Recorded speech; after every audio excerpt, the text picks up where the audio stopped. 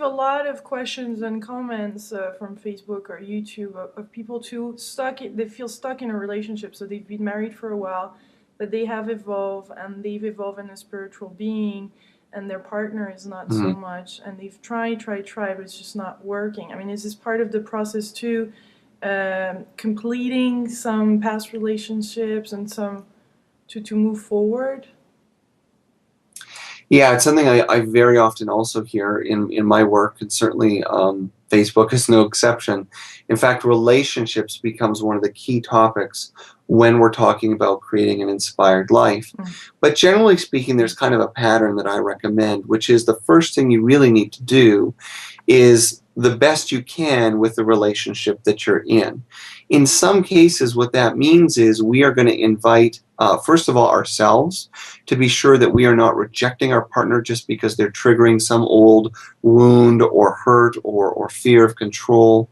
The second thing, once we've done our work, is to invite our partner to understand what we're going through and possibly to go through a journey of transformation themselves. Now, this is where things get interesting because usually one of a few things will happen.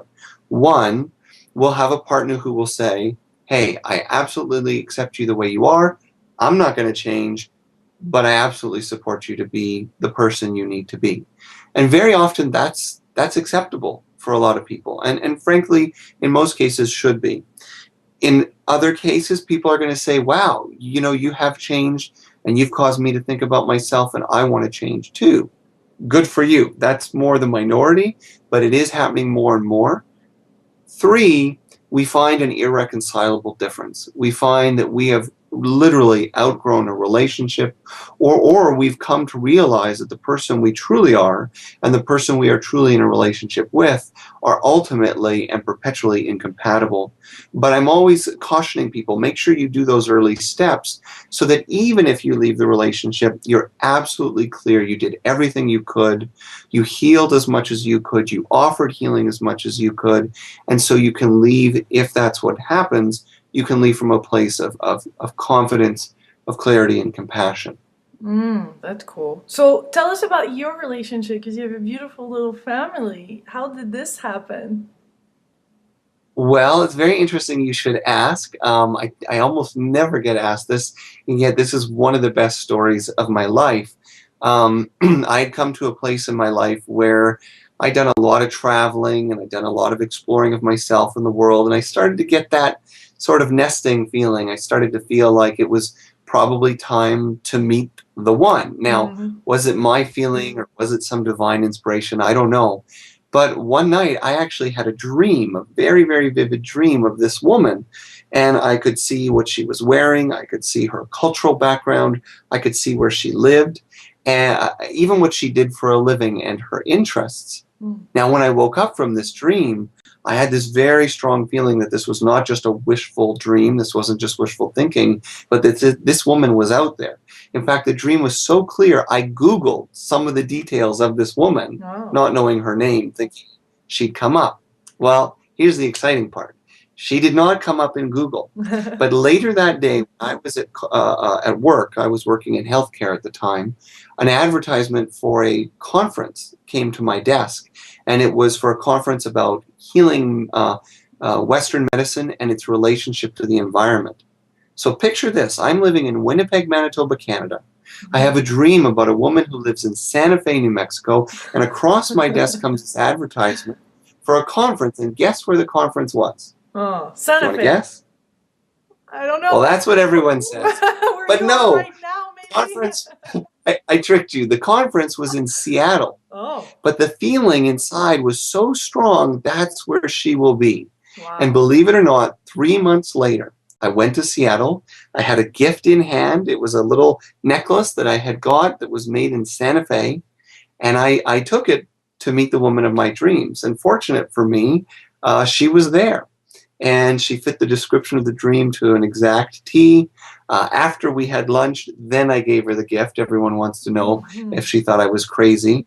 But I waited till after before I told her everything. And that's the remarkable story. And I guess more than 7 years later, still together. We're about to celebrate our 5th anniversary, and we have a beautiful little 2.5-year-old boy. That's such an inspiring story and Yeah, heart pretty good. opening. Yeah, really cool, really cool. And you, how about that dream though? That's really interesting. Did you often had those? Do you often have those images and those dreams come up? Yeah, that's it's a good question. I guess looking back on my life, a lot of people have said, Jonathan, you're clearly a very intuitive person. And I think that I grew up with a very strong sense of intuition and a very strong sense of connection to something greater in this world. So I probably took it for granted.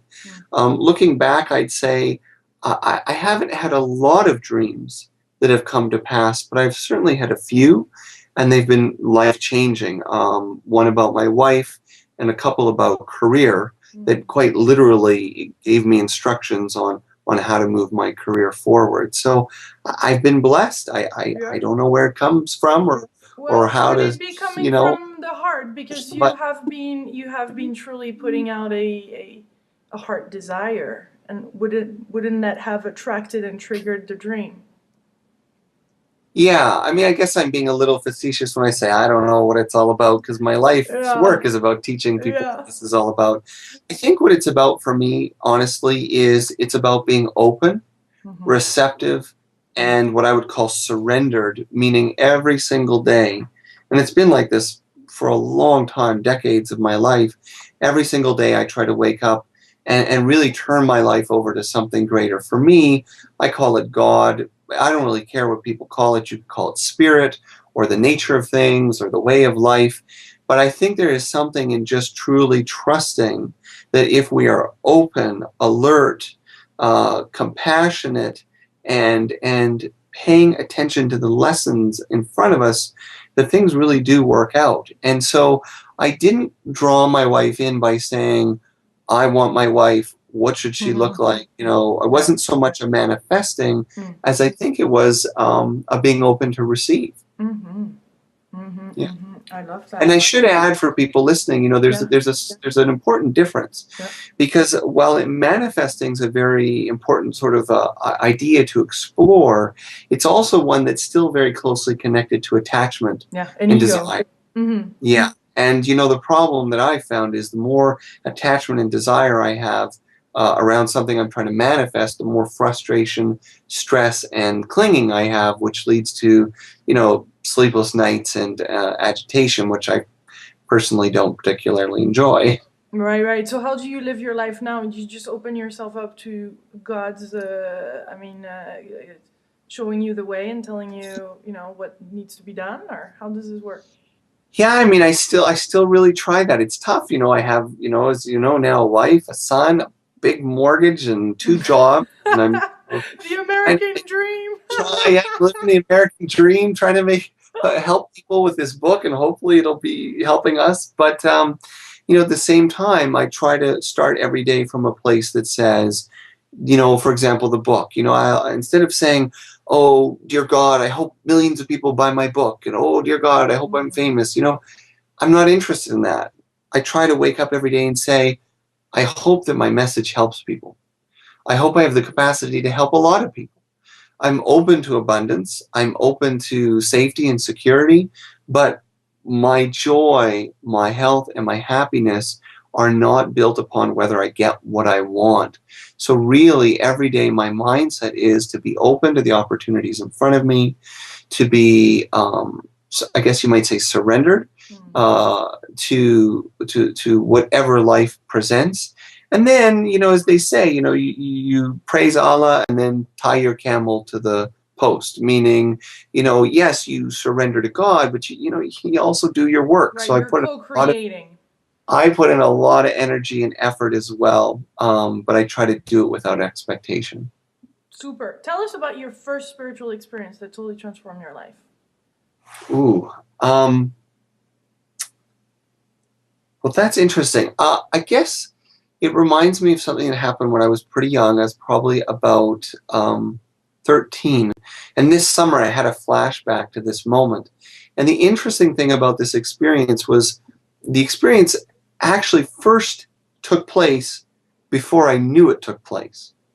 And then it changed my life when I realized it took place. So here's what I mean. Mm-hmm. I spent a lot of time in nature when I was a kid, and probably when I was about, sometimes I say 10, but really during the ages of 11 and 12, I felt most alert and alive to a sense of energy, intuition, spirit, and even wisdom that I would experience while I was, hiking or spending time in nature.